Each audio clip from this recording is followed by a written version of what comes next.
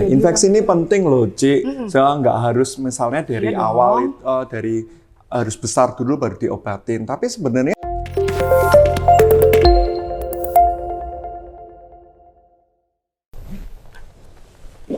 halo, selamat pagi. Jumpa lagi bersama saya, Dr. Frans Praba, Dokter Gigi Bedah Mulut Semarang.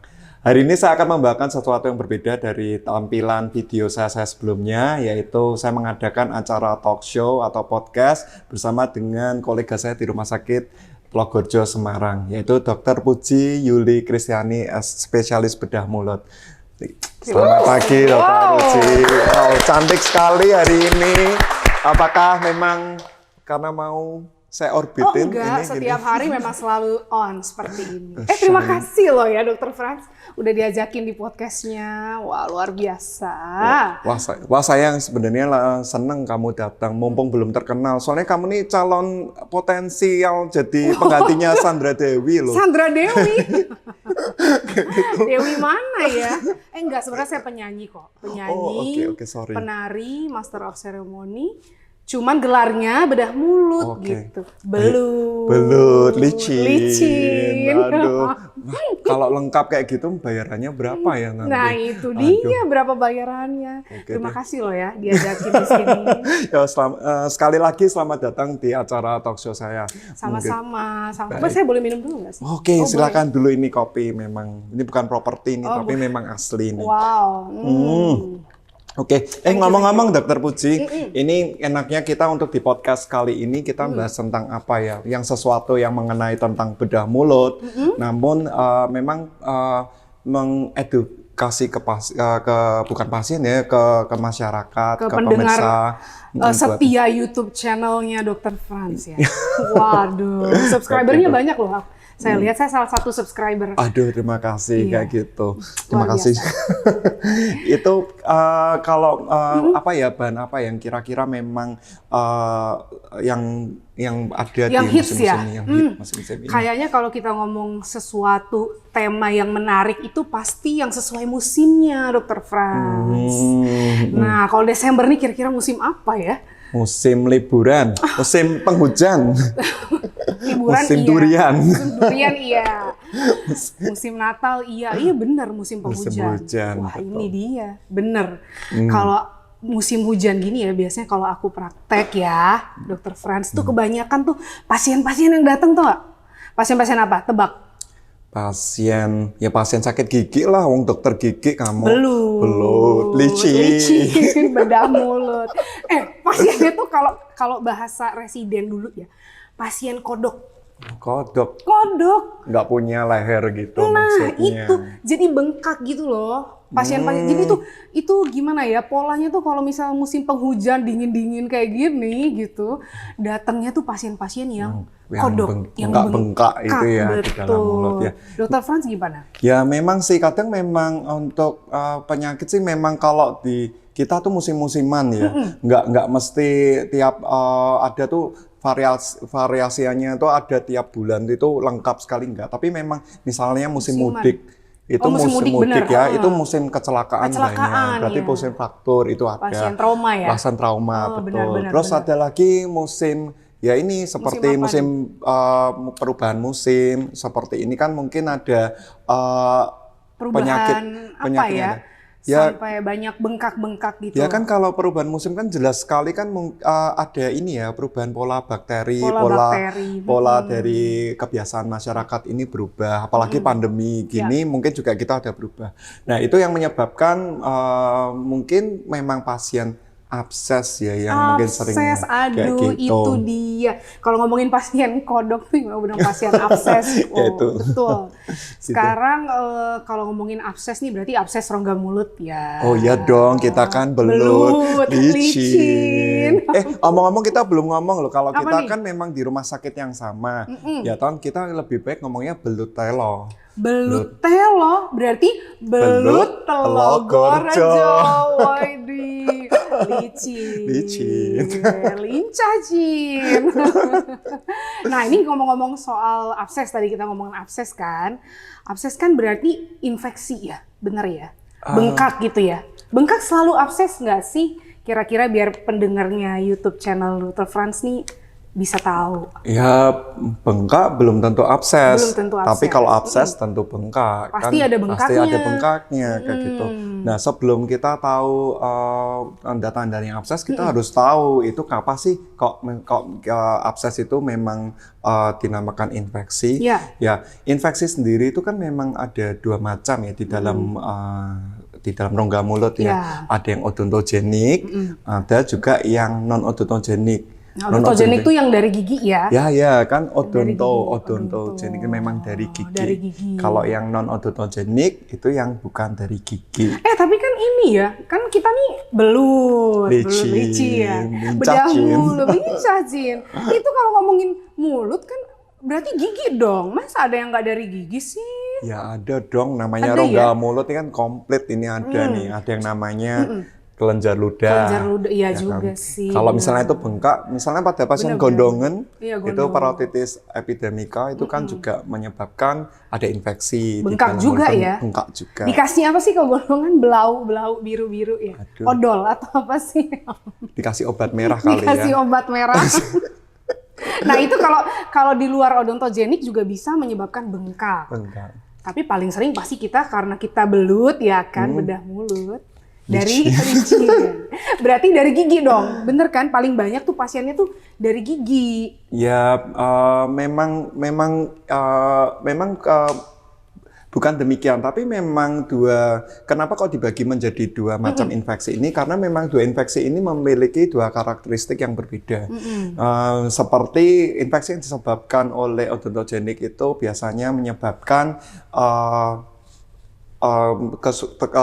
kesulitan untuk membuka mulut, kesulitan untuk menelan. Mungkin kalau misalnya ada beberapa pasien yang memang ada perawatan saluran akar di dokter endodontik, dokter konservasi atau dokter gigi, itu mungkin memang bukan bengkak yang kita bicarakan saat ini. Mungkin itu memang mungkin yang gejala awalnya, tapi memang itu memang ada bengkak, ada abses tapi kecil areanya. Sedangkan yang kita ceritakan ini adalah abses yang lebih lebar lagi. Iya, tadi aku bilang itu loh Dokter Frans, kodok ya kan, bengkak lehernya nggak ada leher kan, bengkaknya gede. Nah ini dengan odontogenik seperti ini dia kenapa kok tidak bisa membuat pasien itu kesulitan untuk menelan, kesulitan untuk jalan nafas ya, ini sulitan untuk nafas, sesak. Itu ya karena memang bengkaknya itu dan ada juga yang pesnya itu atau nanahnya itu mengisi ruangan dari spasia yang mempengaruhi untuk otot-otot pergerakan otot pembuka mulut. Jadi terbatas.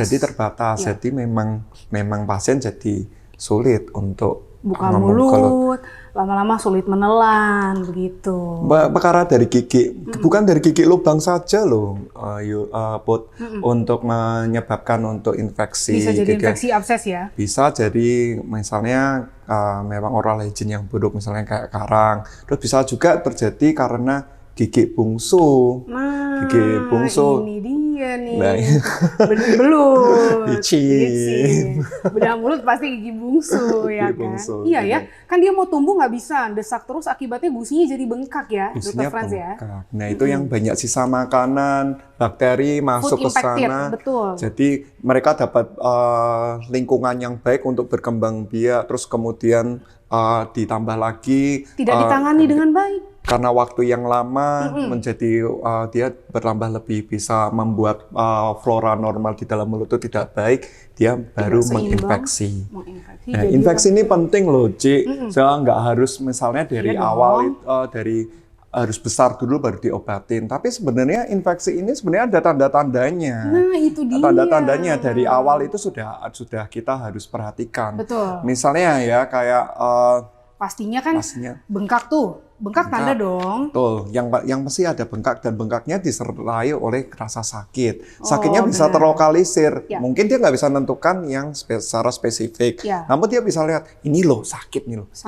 Ini loh. Nah, sakit nih dok, sakit nih ini sakit nih. Nah, ini loh dok nggak bisa buka mulut ini kayak gitu. Dia bisa tahu di lokasinya yang mana. Nah itu ciri pertamanya. Ciri pertama. Ya, atau sakit dan dia bengkak. Kemerahan. Ya, kemerahan nih. Dan yang penting itu ini, mungkin menjelang malam pasiennya baru nyadar, dok kok semrenget ya, dok kok rasa badannya Semrenget kurang tuh enak. apa tuh semrenget? Semrenget is fever. Oh, fever.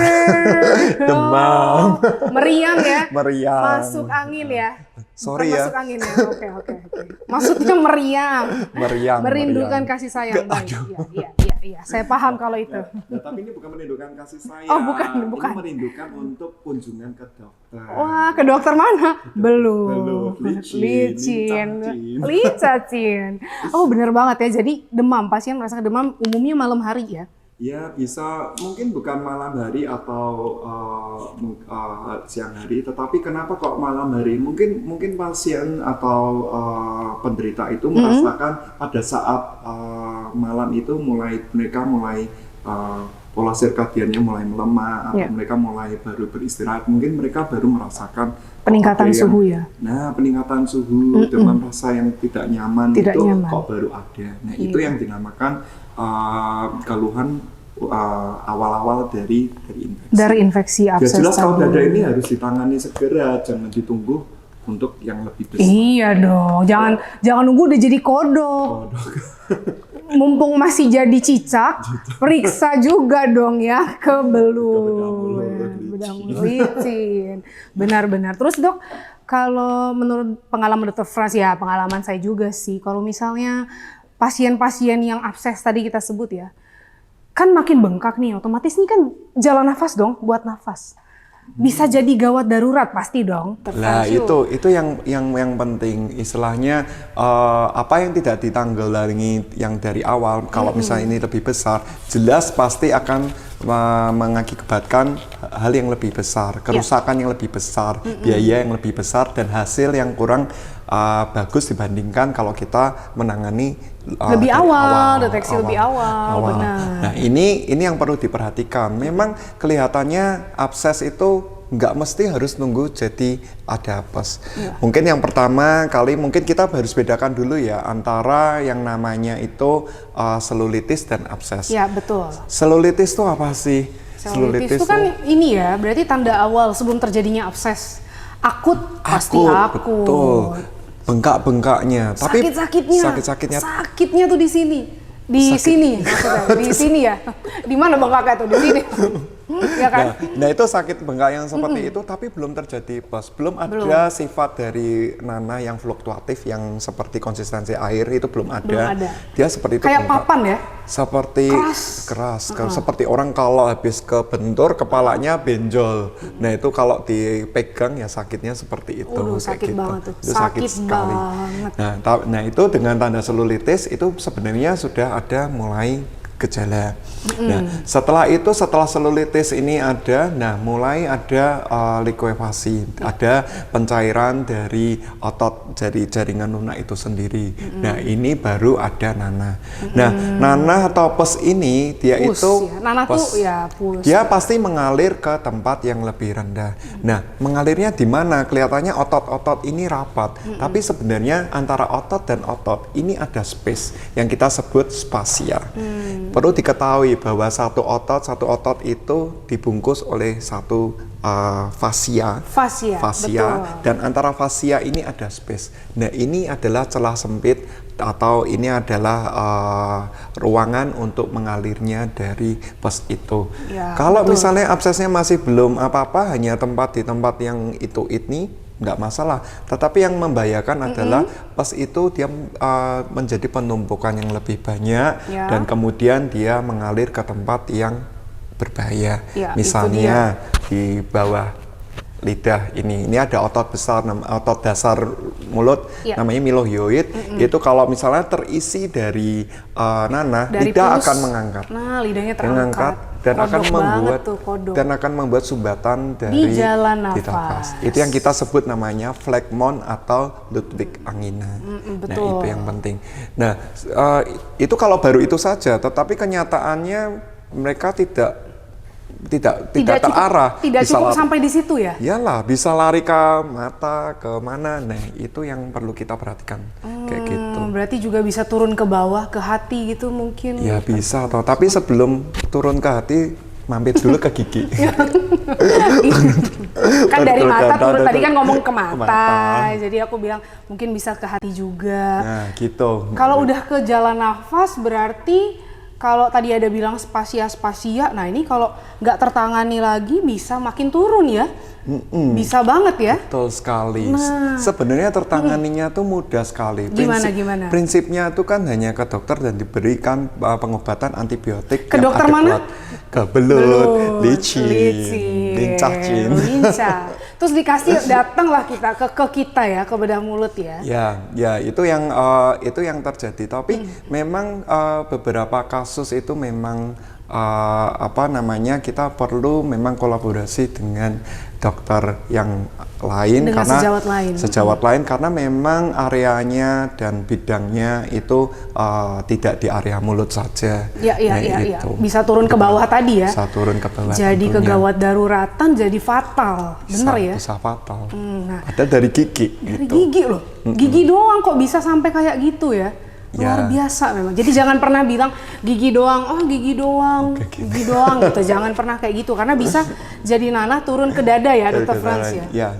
Ya memang kasus dari bedah mulut memang kelihatannya vokal infeksinya berasal dari mulut, dari gigi. Namun kenyataannya memang manifestasi dan hasilnya dari pergerakan nanahnya itu di luar dari rongga mulut maksilofasial atau rongga mulut. Benar. Itu makanya kita perlu berkolaborasi dengan spesialis atau ahli dari bidang lain untuk menangani kasus ini. Iya. Namanya sudah fatal kok, namanya sudah emergency, kita harus gawat darurat. Benar, jadi kita nggak bisa sendiri kalau misalnya melakukan treatment atau tindakannya. Betul ya, Dr. sekali. Franz. Ngomong-ngomong tadi sebelum ini ya, tadi kan ngomongin vokal infeksi ya. Itu loh nama vokal grup aku lah, Vocal Infection. Dengan harapan tuh bisa menginfeksi melalui vokal-vokal. Dengan zaman virus dulu, zaman cintanya presiden. ya. Wow, mantap sekali. Bedah mulut, belum. Berarti nggak salah dong kalau aku cari orang Nggak dong salah untuk dong, ini, nggak salah. atau- Terima kasih loh ya. Sebenarnya bukan itulah, wong memang kita kan bekerja di rumah sakit yang sama gitu. Belut telo. Belut telo. Bedah mulut Telogorejo. Iya. Tadi ngomong-ngomong soal kolaborasi ya, kolaborasi dengan teman sejawat, kita pengen menghadirkan yang lebih expert lah pastinya, ya kan? Setuju ya? Ya, iyalah kita yang memang kita harapkan memang tamu ini kan memang memang sesuatu yang namanya gawat darurat ya memang Kita panggil kasihkan ahlinya. Benar. gitu. Siapa sih kira-kira nih yang mau kita panggil bintang tamu di podcastnya Belut Telo ini, Dr. Franz? Ganteng atau cantik nih? Kalau ganteng relatif ya. Wih, langsung kayak nggak terima dia. Ya bukan gitu ya. Baik, apa kita panggil langsung aja Langsung dokternya aja lah kita panggil. Dokter, kita panggil Apa aja ya? Dokter Anton, spesialis bedah jantung. Iya, Mari. Selamat datang. Selamat datang Dokter Anton. Hai, sehat ya? Sehat. Duduk di mana nih? Ya biar nangkring aja di Nangkring sana kayak aja gitu ya. ya. Mohon maaf ya. Waduh, Dokter Anton, selamat datang. Ngomong-ngomong nih, ngomongin tentang Dokter Anton, mohon maaf ya dok, mohon maaf nih sebelumnya. Kita tuh dulu kan stase bedah torak ya, bedah sih, ikut operasi bedah torak. Suka dipanggil bejat gitu dok, atau berak gitu. Mohon maaf, gimana dokter? Bener ya? Suka dipanggil gitu ya? Ya, kita mayoritas memang kerjain di bagian torak. Torak itu dada. Torak itu dalam torak ada jantung, ada paru-paru, ada mediastinum. Mediastinum itu ruangan yang di rongga dada dan ada pembuluh darah besar dan pembuluh darah kecil yang menjarai seluruh tubuh. Jadi kadang kalau stasenya waktu di bedah jantung ya grupnya tuh namanya bejat. Bejat gitu. Nah, di bagian Dr. Franz. torak yang khusus dengan yang kita akan bahas ini berak. Berak gitu. Jadi kalau manggil dokter berak, dokter bejat gitu, jangan no offense ya dok ya, no offense ya, emang bener ya. Duh seru banget nih, aku seneng nih kalau sudah berkolaborasi dengan teman sejawat. Mau tanya-tanya, kita tanya-tanya lah ya Dr. Franz. Gimana sih, oh iya dok, tadi kan banyak nih ya kami sharing dengan Dr. Franz tuh tentang bagaimana infeksi abses dari gigi bisa turun sampai ke dada. Kalau dari pandangan ya, point of view dari dokter bejat nih ya, bedah jantung, kok bisa sih perjalanan penyakit atau patofisiologinya, boleh dijelasin nggak dok? Ya, rongga dada tuh di tubuh manusia satu-satunya yang tekanannya rendah. Jadi rendah itu maksudnya tekanannya negatif. Jadi tekanan negatif mungkin apa ya itu tekanan negatif ya? Vakum, nyedot gitu ya. Sedot, cipok. Wow, Gitu. Beda loh dok, berarti beda. Tadi tekanannya rendah kalau rongga dada ya? Kalau aku tekanan tinggi, sama akhir bulan, Dr. Frans. Tekanan tinggi beda ya? Oke. Gimana? Lanjut. Tekanan yang negatif itu nyedot itu memang ada nanah di rongga mulut itu akan menyebabkan mengalir ke leher, dan dari leher itu nanti masuk ke regio dada. Regio dada itu tempatnya, pusatnya, vakumnya itu sebetulnya. Nah ya dah, Nggak harus di dada depan ya, tapi dada belakang. semua, terutama pertama di rongga belakang dada juga. Bisa ke posterior ya, ke belakang ya? Bisa, karena jalurnya lewat ke lapisan depan tulang belakang dia. Awalnya dari leher memang. Dia lucunya lewat bukan pembuluh darah, lewat apa ya? Tapi memang ada itu ya. Memang dia kayak seperti membanjiri spasia kosong gitu. Spasia kosong. Rongga-rongga fasia yang melapisi dari tulang-tulang dari regio mulut dan leher itu. Jadi seperti ada jalurnya di sana. Ada berapa jalur sih dok? Kok bisa sih turun ke situ gitu loh? Dari kita sih 3 sih. 3 jalur. Trakea itu saluran nafas, windpipe itu di lapisan depan trakea, lalu di retrovisceral di daerahnya esofagus saluran makan itu, lalu di depannya prevertebra itu ada 3 saluran itu. Itu kan kalau tadi di leher itu kan memang kita kan takutnya kan memang menghambat airway ya, memang menghambat jalan nafas ya. Tapi yang ditakutin untuk di dalam rongga dada itu apa sih? Memang dia menutupi, membanjiri paru-paru agar dia nggak bisa nafas gitu, kayak orang tenggelam atau gimana? Atau gimana dok? Betul. Iya. Nanah itu sejatinya juga kumpulan kuman ya, kumpulan proses inflamasi, jadi sel jaringan tubuh yang rusak juga karena peradangan dan infeksi. Dan kumpulan nanah itu akan melapisi seperti selaput jantung, selaput paru-paru, karena kalau selaput jantung itu perikardium kena infeksi ya perikarditis. Jantungnya tidak bisa berdetak dengan bagus, jadi ibaratnya kayak kecekik di sana. Terhambat karena tekanan si abses ya dok? Betul. Lalu pada paru-paru, lapisan paru-parunya juga kena peradangan, bengkak, bisa namanya empiema ya, bubur nanah bau banget tuh di rongga dada di sana. Sesak dong dok? Pasti. Kalau udah ditekan gitu, engap dong ya? Bener tapi ya? tidak disadari dia. Jadi pelan-pelan dia ada kompensasi di sana. Nanah sedikit lama-lama banyak, dan baru kalau udah penuh banget saat kalau foto di ronsen ya kelihatan itu warnanya putih semua. Itu udah ya. Kalau kita mau keluarkan lewat pakai chest tube selang dari selang. Begitu keluar tuh udah baunya azubilena. Dari gigi itu. Dari gigi ya. So, dengar ini dari gigi bisa seperti itu. Mohon maaf ya dok, berarti sampai bisa meninggal gitu bisa dok? Sering. Oh sering? Wow. Namanya aja kegawat daruratan. Iya ya, luar biasa. Oh ya, itu kemarin ya Dokter Anton, saya kan dapat rujukan dari Dokter Anton ya untuk ada Oh iya bener, ada itu. kasus ya kemarin berdua ya. Kok ada kasus berdua sih? Bukan juga ada kasus, bukan. Tim Telogorjo. Telogorjo ya kan? Itu gimana ya kok ada pasien kok? Ini cerita dong, sharing. Demikian parahnya itu. Jadi pasien ini datang ke poli saya pagi-pagi, mendapat rujukan bahwa tangannya sakit dan lehernya merah sekali. Wow. Saya lihat kok seperti empuk-empuk gitu ya di lehernya. Saya pikir kok merah juga. Saya suruh buka masker, suruh buka mulut. Memang agak tersendat, sulit. Terbatas ya dok? Terbatas mukanya. Giginya hitam semua. Waduh, ini dia nih. Dan ya setelah kita evaluasi, saya anjurkan untuk foto ronsen. Ternyata memang paru-paru, rongga dadanya dan lain-lain itu sekitar itu ada seperti warna kehitaman, lusen itu ada seperti yang memenuhi di spasial itu. Itu berarti.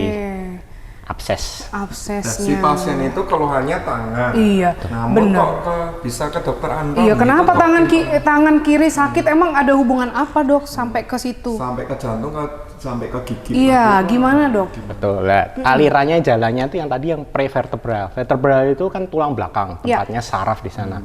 Dia mengeluhkan tangan kirinya sakit. Berarti di tempat sana ada yang namanya saraf tuh plexus brachialis. Di sana tuh Plexus brachialis. saluran absesnya nanahnya tuh melewati ke sebelah kiri dia. Sebelah kiri lalu nembus ke rongga dada di sana. Jadi akibatnya numpuk di daerah tulang selangka, tulang bahu ini kan kayak kosong ya ini ya.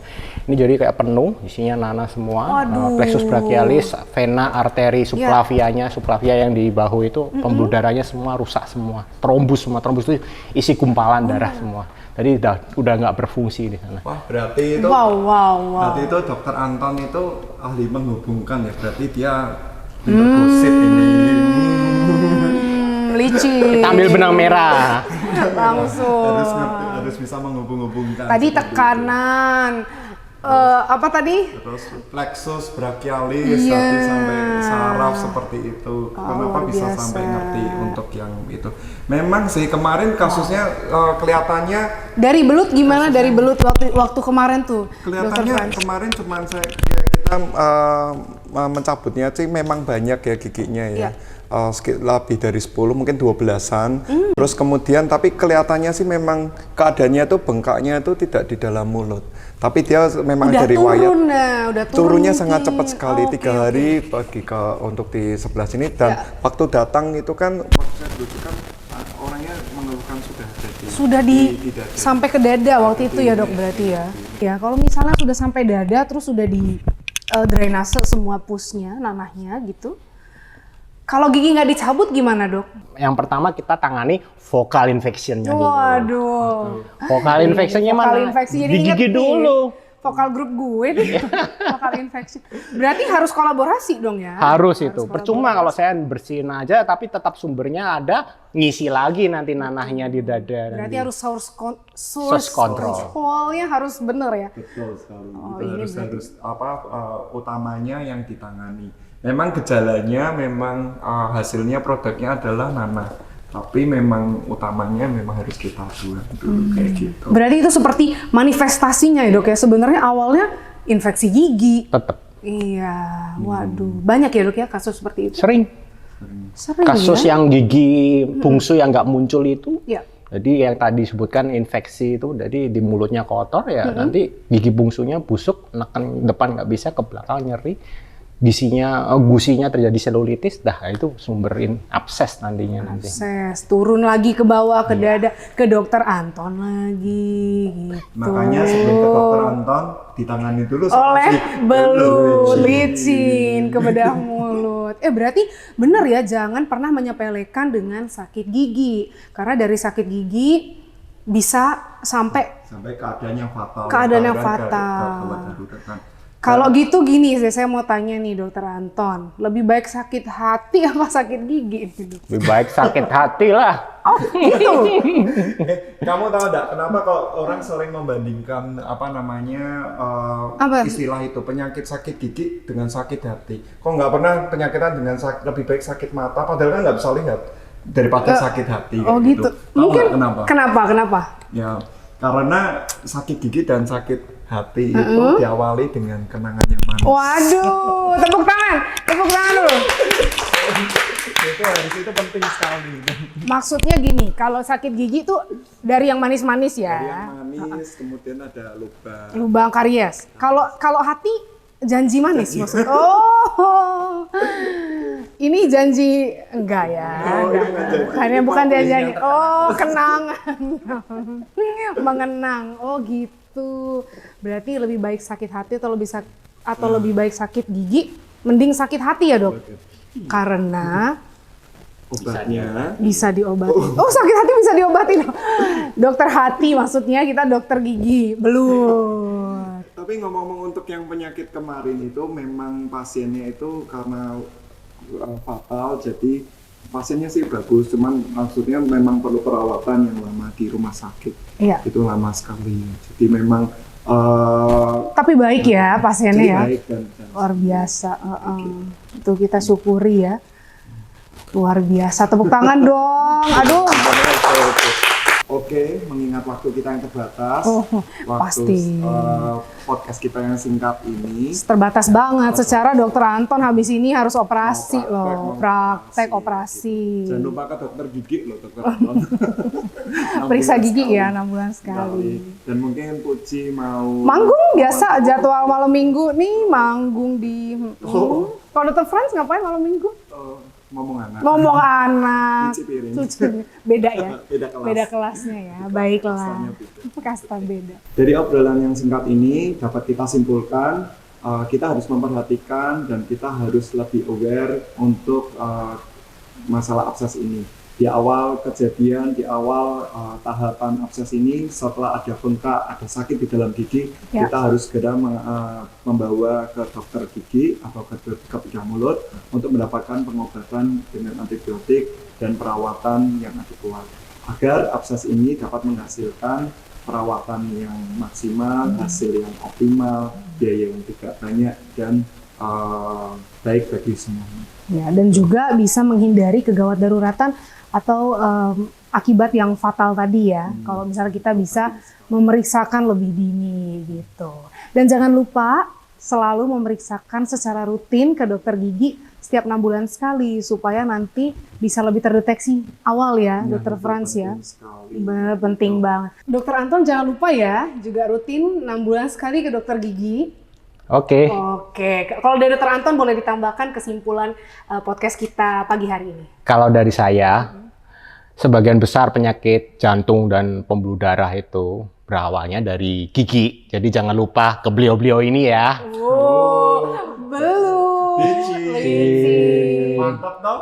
Mantap banget. banget.